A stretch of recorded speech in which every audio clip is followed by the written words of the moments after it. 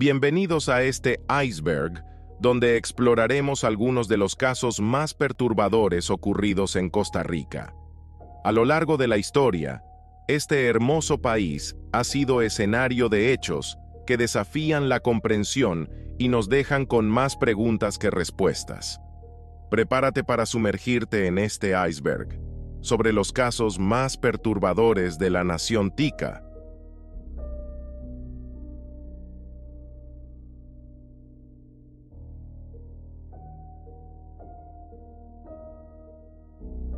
El caso Cruzitas es un complejo conflicto ambiental que involucra un proyecto minero en San Carlos, Costa Rica.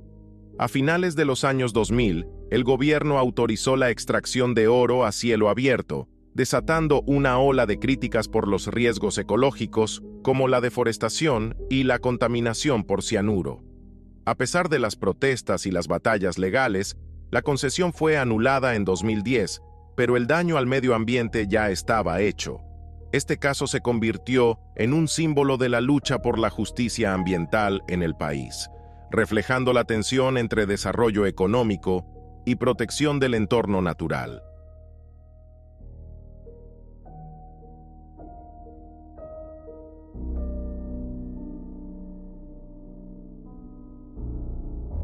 El caso de María José estremeció a la comunidad de La Capri, Desamparados, cuando lo que parecía ser un accidente por incendio se descubrió como un homicidio premeditado. María José, de 26 años, fue hallada muertos en su casa tras un incendio, pero la autopsia reveló que había sido asesinada con un disparo en la cabeza antes del fuego. El incendio fue aparentemente provocado para destruir pruebas. El principal sospechoso, su pareja, fue detenido y está bajo arresto domiciliario con monitoreo electrónico, mientras la comunidad sigue consternada por la brutalidad del crimen.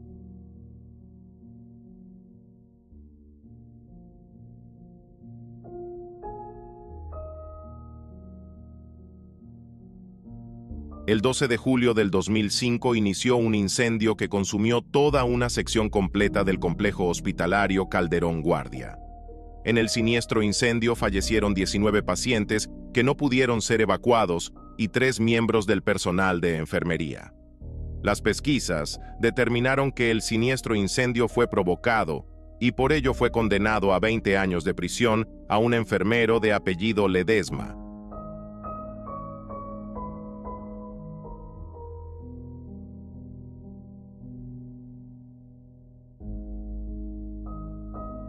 El caso del cemento chino en Costa Rica fue un escándalo de corrupción en 2017, donde se permitió la importación de cemento desde China sin los controles adecuados, beneficiando a una empresa específica a través de cambios legislativos. Esto llevó a acusaciones de corrupción contra funcionarios públicos, incluyendo un diputado, y generó preocupación por la calidad del cemento, lo que expuso serios problemas de corrupción en el gobierno y causó una gran indignación en el país.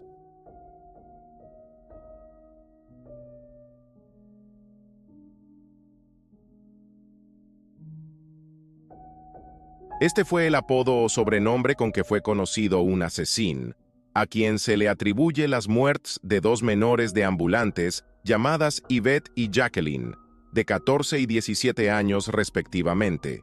Ambas víctimas tenían características similares, ya que provenían de hogares desintegrados, vivían en la indigencia y eran adictas a las drogas.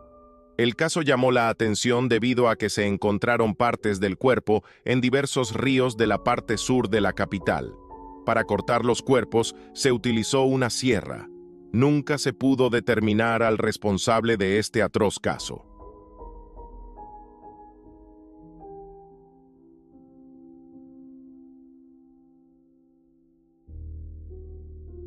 Este fue el primer caso de gran notoriedad en la Costa Rica de antaño, en la cual una niña menor de edad de apellidos Bustos desapareció en el camino que la separaba desde la escuela hasta su casa. La búsqueda de la misma inició y 4 días después apareció muerta semi-enterrada en un cafetal en Huachipelín de Escazú. Debido al impacto de la noticia, al autor de este hecho, que en ese momento se desconocía su identidad, se le conoció como El chacal de Huachipelín. Se hizo un retrato hablado de una persona que fue vista cerca del momento en que se vio por última vez a la niña, mismo que tenía una discapacidad de traslado en una pierna, y tiempo después fue detenido y posteriormente condenado por este hecho.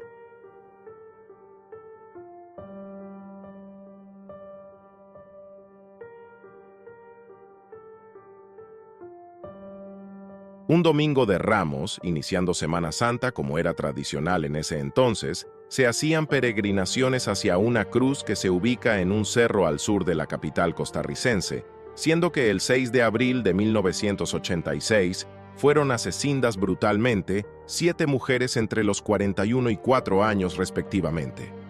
Por estos delitos fueron detenidos 4 reconocidos delincuentes, y posteriormente, por diferentes situaciones, se anularon los procesos penales por errores procedimentales. En el interín, mueren 2 de los 4 delincuentes por razones ajenas al proceso judicial y poco después muere el tercer delincuente a la espera de un nuevo juicio. El cuarto imputado, por ser menor de edad, quedó fuera del proceso. Tiempo después, surge la hipótesis de un personaje denominado como el psicópata como el posible autor de este misterioso caso.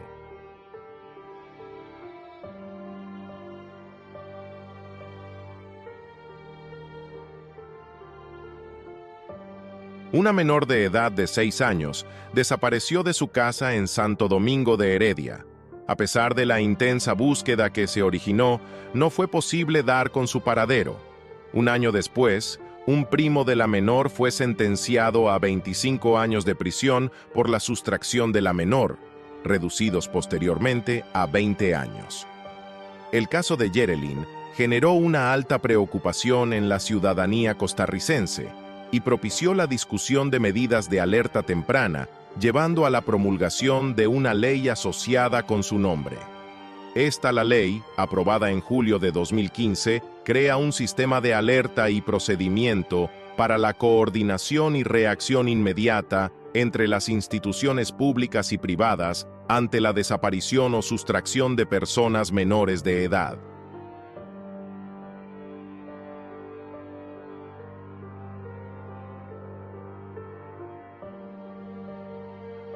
El 27 de julio del 2004, 10 funcionarios de la Embajada de Chile fueron tomados como rehenes por parte de un oficial de la fuerza pública que les brindaba protección.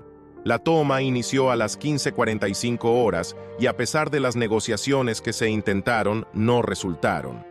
Cuando a las 22:00 horas la policía ingresó al inmueble, descubrieron que mucho antes el oficial se había suicidado, así como había terminado con la vida de 3 miembros del cuerpo diplomático chileno.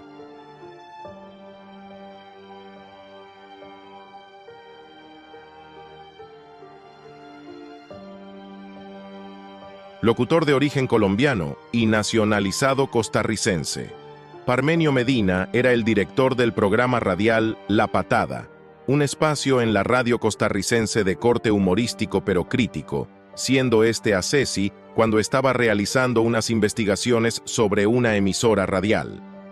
Sobre este crimen, fue condenado a 35 años de prisión como autor intelectual del homicidio del periodista a un empresario de apellido Chávez.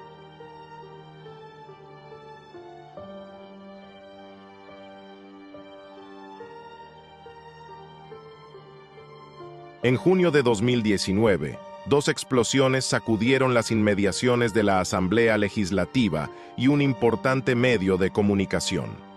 La especulación de actos terroristas era intensa. Sin embargo, gracias a la rápida y efectiva investigación del organismo de investigación judicial, se descubrió que detrás de estos incidentes estaba un grupo liderado por un tal Gutiérrez, cuyo objetivo era desestabilizar al gobierno. Sorprendentemente, entre los implicados estaba una maestra de primaria, quien fue relacionada con el caso tras la filtración de audios en redes sociales. La resolución del caso, que evitó cualquier pérdida de vidas, fue tan destacada que la sección de delitos varios recibió el premio al mejor caso de investigación del año.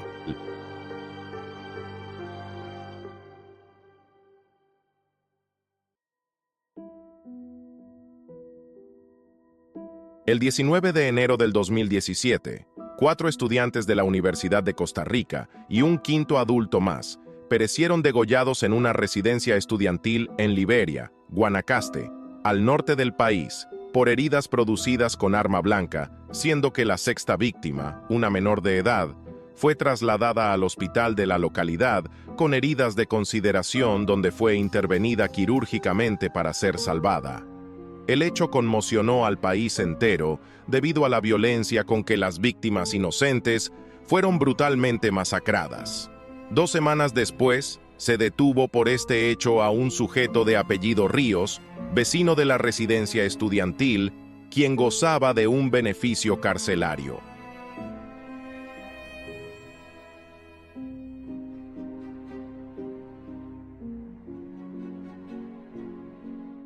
En el 2019, en San Francisco de Dos Ríos, una mujer de apellido Batista conmocionó a toda Costa Rica cuando se reveló que había quemado vivos a sus hijos de 8 y 10 años mientras dormían. Con frialdad, les roció gasolina, encendió el fuego y luego cerró con candado la puerta de la habitación, dejándolos atrapados en su terrible destino. La investigación dejó en claro su culpabilidad, y el Ministerio Público no dudó en pedir una condena de 60 años de prisión.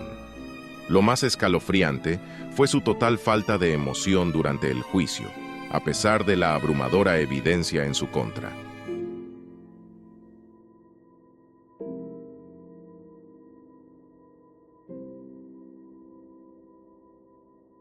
En agosto de 2019, Carolay Serrano, una joven madre de 25 años, desapareció cerca de su hogar en Guararí de Heredia. Las investigaciones del OIJ apuntaban a que había sido asesinada el mismo día de su desaparición. Después de intensas búsquedas, los restos óseos de Carolay fueron encontrados cerca del volcán Barba, y las pruebas de ADN confirmaron su identidad. Lo más impactante es que 5 personas fueron imputadas por su muerte, entre ellos un joven con el que Carolay había mantenido una relación secreta. Él, en un intento desesperado por ocultar su infidelidad, habría pagado para que acabaran con su vida.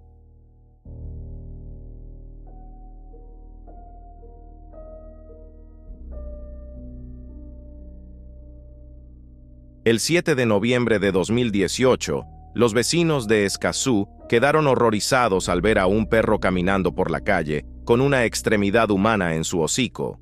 Días después, se confirmó que los restos pertenecían a una mujer de 28 años, apellidada Castro. Este caso estremeció a la opinión pública, no solo por lo macabro del hallazgo, sino también porque al principio se rumoraba en redes sociales que era un crimen de odio por la identidad sexual de la víctima. Sin embargo, la investigación reveló que el motivo real fue un tema relacionado con sustancias ilícitas, y los responsables del perturbador caso resultaron ser personas cercanas a la víctima con quienes había tenido conflictos previamente.